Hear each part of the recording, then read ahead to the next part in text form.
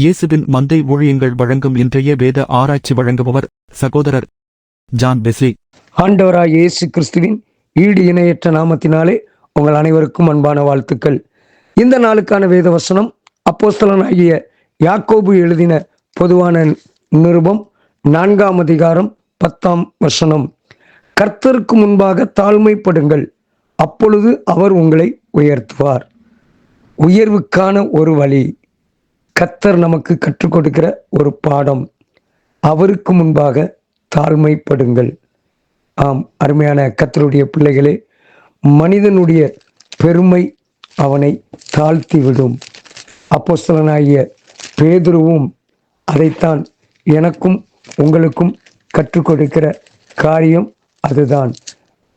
1 பேதுரு 5ஆம் அதிகாரம் 5ஆம் வசனத்தில் சொல்லப்பட்டிருக்கும், அந்தபடி இளைஞரே மூப்பருக்கு கீழ்ப்படியுங்கள், நீங்கள் எல்லாரும் ஒருவருக்கொருவர் கீழ்ப்படிந்து மனத்தாழ்மையை அணிந்து கொள்ளுங்கள். பெருமையுள்ளவர்களுக்கு தேவன் எதிர்த்து நிற்கிறார், தாழ்மையுள்ளவர்களுக்கு கிருபை அளிக்கிறார். உலகத்திலே ஒரு மனிதன் இன்னொரு மனிதனுக்கே நாம் கீழ்ப்படிந்து ஒருவருக்கொருவர் மனத்தாழ்மையை அணிந்து வாழ வேண்டும் என்றால், நம்ம எல்லாம் படைத்து சிருஷ்டித்த கர்த்தருக்கு, அதை பேதுரு எழுதும்போது அந்த 1ஆம் நிருபத்திலே 5ஆம் அதிகாரத்திலே 6வது வசனத்திலே சொல்லுகிறார், ஏற்ற காலத்திலே தேவன் உங்களை உயர்த்தும்படிக்கு அவருடைய பலத்த கைக்குள் அடங்கியிருங்கள். ஆண்டவருக்கு அடங்கியிருங்கள், ஆண்டவருக்கு முன்பதாக தாழ்மைப்படுங்கள்.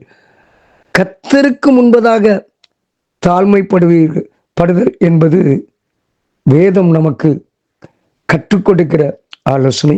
ஜெபம், வேதம் வாசிப்பு, வசனத்தின்படி வாழ்கிற வாழ்க்கை. ஆண்டவர் நமக்கு கற்றுக் கொடுத்திருக்கிற கட்டளை, நீங்கள் உலகமெங்கும் போய் சர்வ சிருஷ்டிக்கும் சுவிசேஷத்தை பிரசங்கியுங்கள். இதுதான் தாழ்மையை தவிர நாம் நம்மை நாமே சரீரத்தை அடிக்கிறதும் உடைக்கிறதும் நம்முடைய சரீரத்தில் வேதனைப்படுத்துவதையும் தாழ்மை என்று சொல்லவில்லை. அதையெல்லாம் அவர் எனக்காக, உங்களுக்காக, நமக்காக அவர் பாடுபட்டார். ஒருவன் கிறிஸ்தவனாயிருப்பதினால் பாடுபட்டால் வெட்கப்படாமல் இருந்து அது நிமித்தம் தேவனை மகிமைப்படுத்த கடவன் என்று 1 பேதுரு 4:16 சொல்கிறது. ஏன்? அவர் நமக்காக பாடுபட்டார்.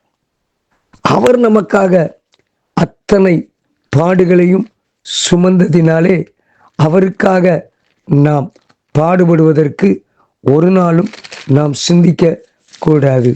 அப்போஸ்தலர் நடபடிகளின் புத்தகத்திலே 5ஆம் அதிகாரம் 41வது வசனத்தில் சொல்லப்பட்டிருக்கும், அவருடைய நாமத்துக்காக தாங்கள் அவமானம் அடைவதற்கு பாத்திரராக எண்ணப்பட்டபடியினால் சந்தோஷமாய் ஆலோசனை சங்கத்தை விட்டு புறப்பட்டு போய் தினந்தோறும் தேவாலயத்திலும் வீதிகளிலும் இடைவிடாமல் உபதேசம் பண்ணி இயேசுவே கிறிஸ்துவென்று பிரசங்கித்தார்கள்.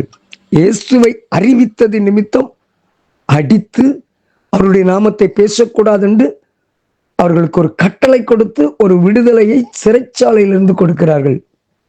ஆனால் சீஷர்கள் அவருடைய நாமத்துக்கு நாங்கள் பாத்திரர், அடிபடுவதற்கு பாத்திரர். ஏனென்றால் அவர் எங்களுக்காக அடிபட்டிருக்கிறார், அவர் எங்களுக்காக இரத்தம் சிந்தி நிற்கிறார், அவர் எங்களுக்காக கசையடிப்பட்டிருக்கிறார். ஆகவே சந்தோஷப்பட்டார்கள். அருமையான கர்த்தருடைய பிள்ளைகளே, ஆண்டவருக்காக வாழ அழைக்கப்பட்டிருக்கிறோம். எப்படி வாழ அழைக்கப்பட்டிருக்கிறோம்?